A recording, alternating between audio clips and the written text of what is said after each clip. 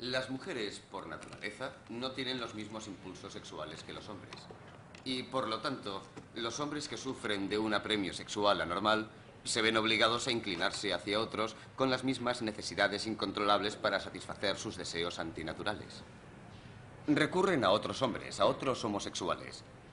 Entonces, claro está, descubren que la semilla cae en suelo árido, lo que conduce a más frustración y creciente apremio, como el adicto a la droga. Pero a diferencia de los drogadictos, nada de eso puede achacarse a la persona. La homosexualidad es una enfermedad.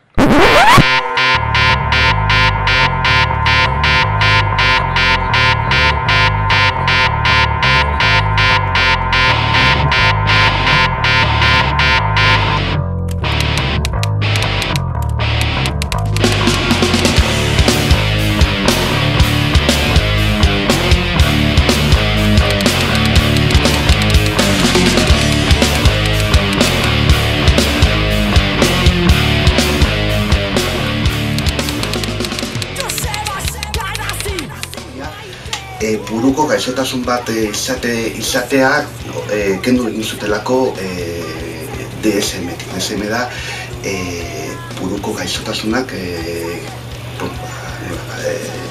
klasifikatzen dituen manual bat. Eta hori 80 urtean gertatu zen, duela oso gutxi, baina gaur egun ere transexualitatea buruko gaixotasuna da eta DSM-5 hori da aipatzen duena. Orduan, aukera dago, egun honetan ere, aldarrikapen hori mugimendu transexualarekin aldarrikapen horretan bat egiteko, ez? Buruko gaixotasunen zerrendatik kendu behar da transexualitatea.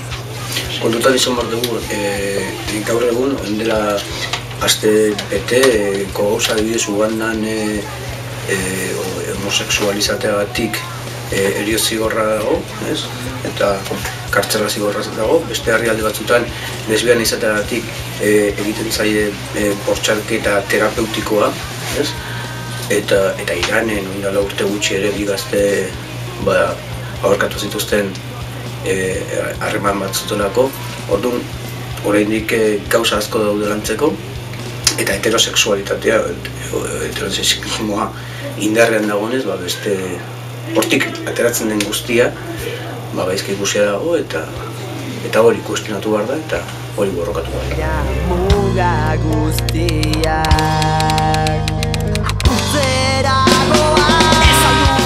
Eusko Jaurlaritzatik askotan jaso izan du sexu askapenerako mugimenduak konbidapen ezberdinak, ez? Nik uste batez ere peso esartu zenean horregon ziren, aurretik ere jaso duen beste batzuk ez, baina horregon ziren konbidapen batzuk, olako mai bat sortzeko talde ezberdin orduan. Azkenengo gonbidapena izan da, gainera oso motz jartzen zuten, ezakit gobernuaren aldetik olako maila jasotzeko ohitura daukaten ez, baina jaso genuen mail bat esan ez, behar zutela gure iniziatiba guztiak beraien iragarki bat egiteko. Diseinadore bat omen dute iragarkiak egiteko. Eta, guk hitz hartu genuen eta gure dinamika plantatu genien, eta lau puntutan laburtzen genuen. Bat azlan, homofobia, lesbofobia eta transfobia sustatzen duten taldeekin apurtzea, hau da, eliza o erlijio homofoekin eta alderdi popularrarekin, hauei diru laguntzarik ez ematea. Bestea da, politiko moduan, kargu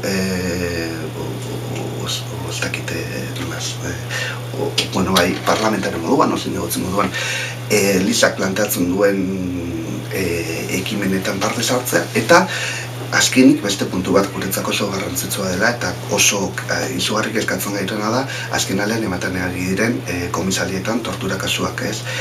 Batez ere, akigu tortura dela, eta horretan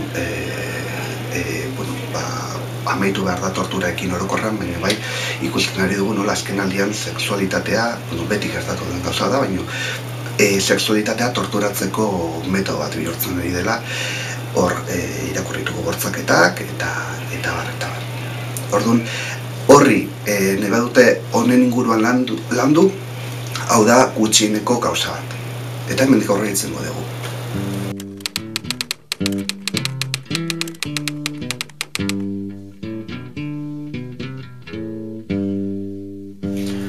Bueno, Lumagorri sortu zen lehen LGTB taldeetan edo lan egin duten jendeak ikusten zuelako ja gay mugimendua, lesbianen mugimendua nolabait heterosexualizatzen ari zela, ezta?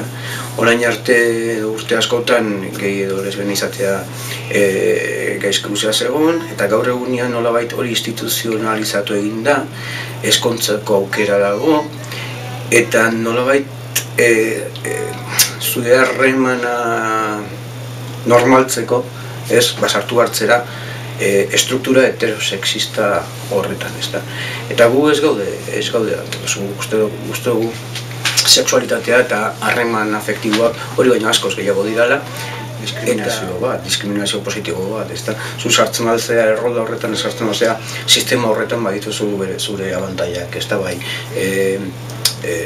Oporrak hartzeko edo abantaia sozialak edo baino sartu hartzera hori da, sistemaren barruan, ez? Orduan, sistemaren barruan ikusten ez geran asko daude eta hori lan nahi dugu. Pertsoneiek izan behar dira, gizona, emakumea edo bi gizon edo bi emakume, ez? Baina generoa markatuta izan behar dute eta generoa binomio horretan sartu behar da. Guk uste dugu emakumea izatea ez dala aloa edo titiak eukitzea eta gizona izatea ez dala saki izatea, ez? Eta hori klasifikazio bat dala emakumea izatearena edo gizon izatearena, beste klasifikazio ezberdinak egon daitezke edo hilde horia daukatenak, horrobiak direnak, edo begi gordinak dituztenak, edo beste hainbat klasifikazio. Orduan igual eztabaida da zer da gizon, zer da emakumea izatea, ez? Eta orden horretan edo horretan sartzen bazara, nik uste bai nolabait badagoela onartuta, baina hortik kanpora orduan onartuta dago, orokorran nik uste baietz segun eta nola. Osa, arauan sartzen bazara, onartuta dago nolabait, arauan sartzen bazara, ez.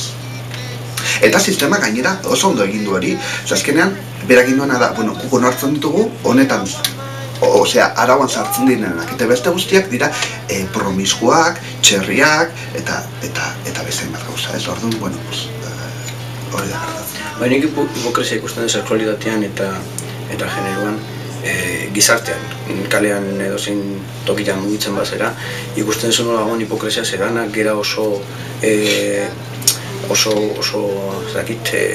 modernoak eta sexu askatasuna eta hitz egiten dugu, baina gero ikusten duzu ekintzak egiten diranean eta horrelako agresioak daudenean edo zer esango dizut, 28 jotan arrotasun egunean edo eta lesbianen eta transexualen egunean manifa bat egiten danean edo jai bat egiten danean, ikusten da nola inguru horretan mugitzen jendea den sektore bateko jendea, ezta. Osea, jende arrunta, kaleko arrunta hurbiltzea asko kostatzen. Bai, ezkenean hor gertatzen dena da, nizut, borroka hau ez dela ulertzen o ez dela behar bezala ulertzen. Borroka hau ez da eskubide batzuk lortzeko borroka bat. Hau da gauzak aldatzeko borroka bat. Eta iraultza bat egiteko borroka bat dago, ez? Orduan, guk ez gara hasiko ez dakit eskubide eskondu dugula, ez dakit, hor badago aukera eta jazta, ez? Baina da guztioi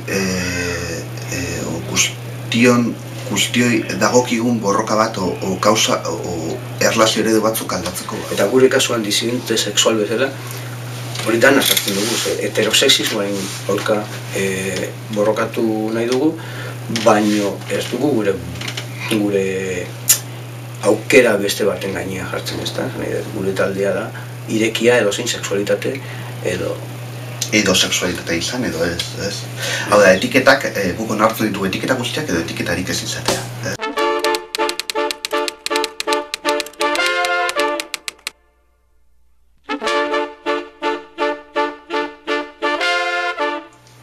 Nola genditu dezakegun. Nik uste formula magikorik ez daukagula, baino oso gauza garrantzitsua da, eta borroka ezberdinetan gainera ematen den formula da, ez? Intsumisaren bitartez, desobedientzaren bitartez, sistema hori desorekatu, sistema kolokan jarriz, ez? Eta batez ere, arauak zintzuk diren, ikusi eta arau horiek apurtzen. Eta uste dut hori horretan klabea dagoela, ez? Egon dira osopera batzuk ere bai, baina ez daukagu formula magikorik, baina bai garrantzitsua da intsumizioa eta desobedientzia. Norberan soberanotasun hori, ez da, eta norberaren desio erren defenditzea, ez da. Ez ikusten duguna, ez da, rol bat jarraitzen dugu, gizartean hori nolabait inposatzen dalako, oso asumituta daukagulako horrela izan behar dula, eta ez da kuestionatzen. Eta alde horretatik pena pixaren eman diz, gazte jendia ez du kuestionatzen. Eta sexualitatea eta afektibitatea gure bizitzaren zati oso garrantzitsua da, ezta? Eta ez da kuestionatzen, ez da beste gauzatzutarako borrokatzen dugu, insimusia egiten dugu, edo desobedientzia egiten dugu, baina gauza bat oso importante dara, eta gure bizitza guztiaren zehar bizidun eta aldatkorra den gauza bat ez dugu hartzen borroka. Guk sistema horretan gara sartzen, eta kanpoan geratzen garenez, baina gainera jarrera politiko batekin. Ekainen 28 ospatzen da, behin, estilo batzuk egon zirelako, eta trans batez ere travestiak beraien argiak bota zituztelako, eta beraien konfrontazio hori egon zelako poliziarekin, sistemarekin, ez? Orduan hori, borroka hori gaurko egunera eman behar dugu, eta konfrontazio hori mantendu. Hau da, Nueva Yorkeko sistema hori eta gaur egun dagoen sistema berdin-berdina. Alde batzutan aldaketak daude, baino oinarria berdina da, heterosexista dela, heteromatriarkatu.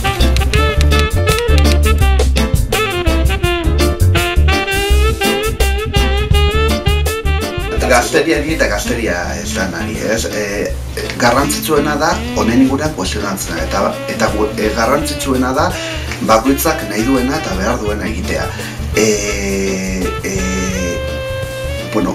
Arau guzti horien pisuak kendu eta gozatzea gure sexualitatearekin, gure harremanekin eta barrez.